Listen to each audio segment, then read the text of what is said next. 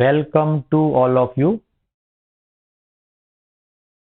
મારી YouTube channel science વેમાં હું DR sir આપ સર્વે વિદ્યાર્થી મિત્રોનું હાર્દિક સ્વાગત કરું છું.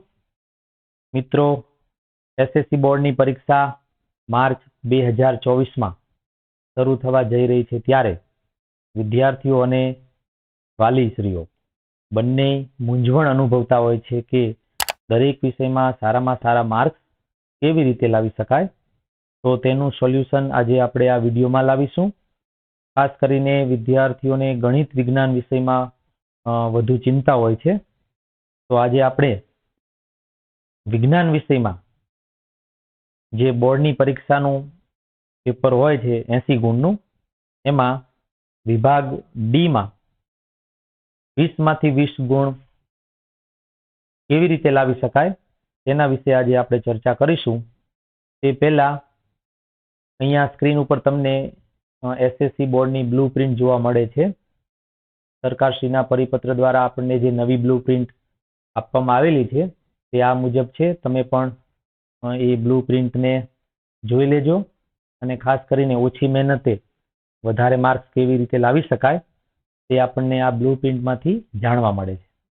તો આજે આપણે બ્લુ પ્રિન્ટ પ્રમાણે સેક્શન ડી કે જે 20 માર્કનો હોય છે એની જ ફક્ત વાત કરવાના છીએ, અને નેક્સ્ટ વિડીયોમાં વિભાગ સી, ત્યારબાદ વિભાગ બી અને વિભાગ એ ની પણ આપણે ચર્ચા કરીશું.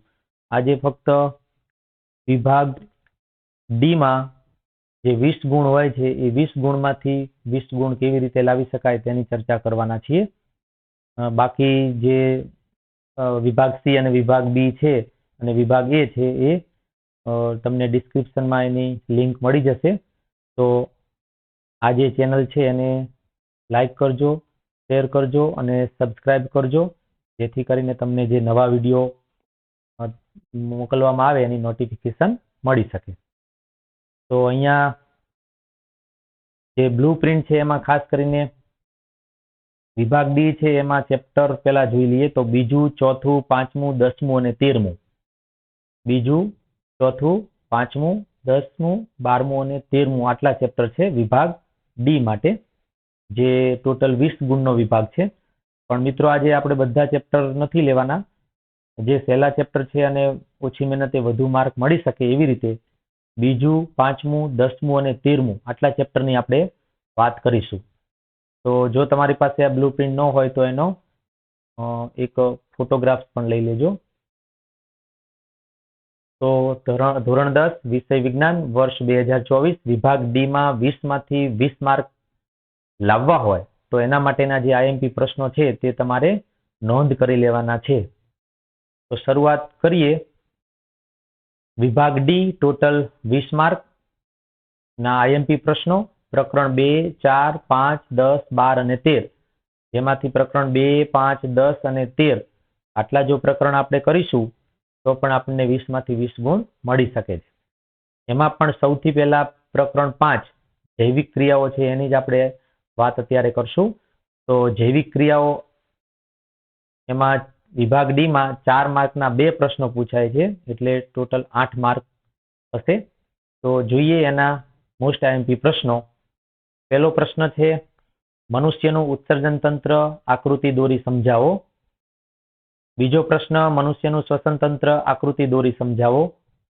ત્રીજો પ્રશ્ન, મનુષ્યના હૃદયની અંતસ્થ રચના દર્શાવતી આકૃતિ દોરી તેમાં રુધિરનું પરિવહન સમજાવો. ચોથો પ્રશ્ન છે, ગ્લુકોઝ વિઘટનના વિવિધ પરિપથ સમજાવો, અથવા વિવિધ સજીવોમાં ખાદ્ય પદાર્થોમાંથી ઉર્જા મુક્ત કરવાની પદ્ધતિઓ જણાવો. પાંચમો પ્રશ્ન છે, અમીબામાં પોષણ આકૃતિ દોરી સમજાવો. અને છેલ્લો પ્રશ્ન છઠ્ઠો, મનુષ્યના પાચન તંત્રની નામ નિર્દેશન વાળી આકૃતિ દોરી જઠર અને નાના આંતરડામાં થતી પાચન ક્રિયા વર્ણવો. તો આ વાત થઈ પ્રકરણ 5 જૈવિક ક્રિયાઓ, કે વિભાગ જેમાં વિભાગ ડી માં 4 માર્ક વાળા 2 પ્રશ્નો પૂછાશે. તો 6 પ્રશ્નો કરશો ને મિત્રો તો પણ આમાંથી તમને 2 પ્રશ્નો મળી જશે. તો સ્ક્રીનશોટ પાડી લેજો અથવા તો નોંધ કરી લેજો. ત્યારબાદ એકદમ સહેલું ચેપ્ટર પ્રકરણ 13 આપણું પર્યાવરણ, જેમાં 4 માર્કનો એક પ્રશ્ન પૂછાશે. તો એમાં જે મોસ્ટ આઈએમપી પ્રશ્નો છે તેને જોઈ લઈએ. પહેલો પ્રશ્ન, ઓઝોન કેવી રીતે નિર્માણ પામે છે? ઓઝોન સ્તરની અગત્યતા સમજાવો. બીજો પ્રશ્ન, ઓઝોન સ્તરનું વિઘટન આપણા માટે ચિંતાનો વિષય શા માટે છે?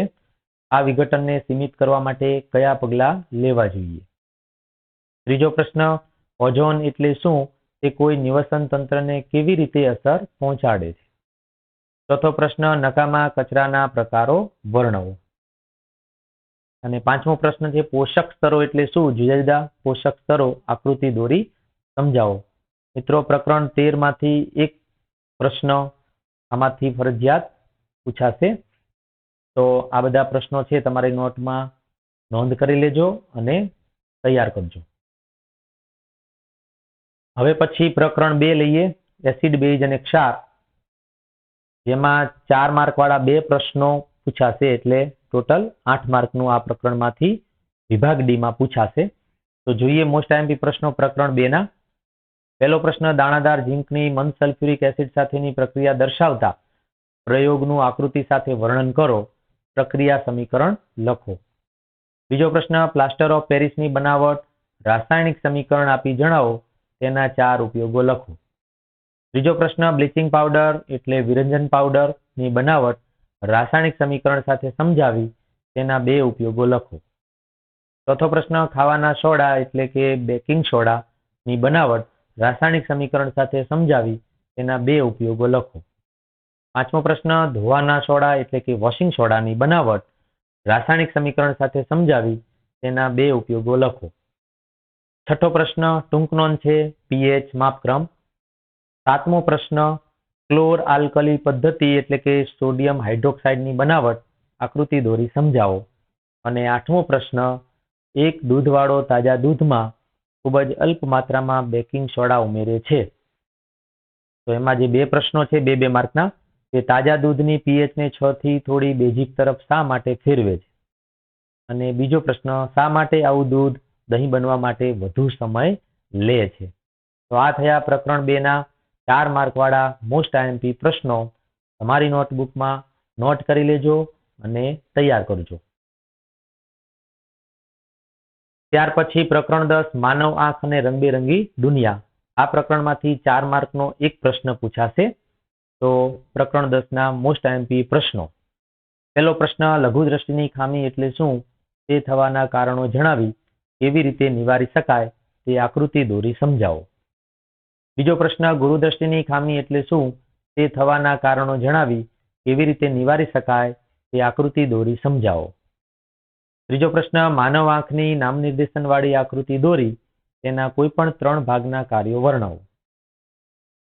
ચોથો પ્રશ્ન, તારાઓ કેમ ટમટમે છે તે સમજાવો. અને પાંચમો પ્રશ્ન, આકાશમાં મેઘધનુષના નિર્માણની ઘટના આકૃતિ દોરી સમજાવો. તો મિત્રો, આટલા ચેપ્ટર થયા, બીજું, પાંચમું, 10મું અને 13મું. તો વિભાગ ડી 20 માર્કનો હોય છે.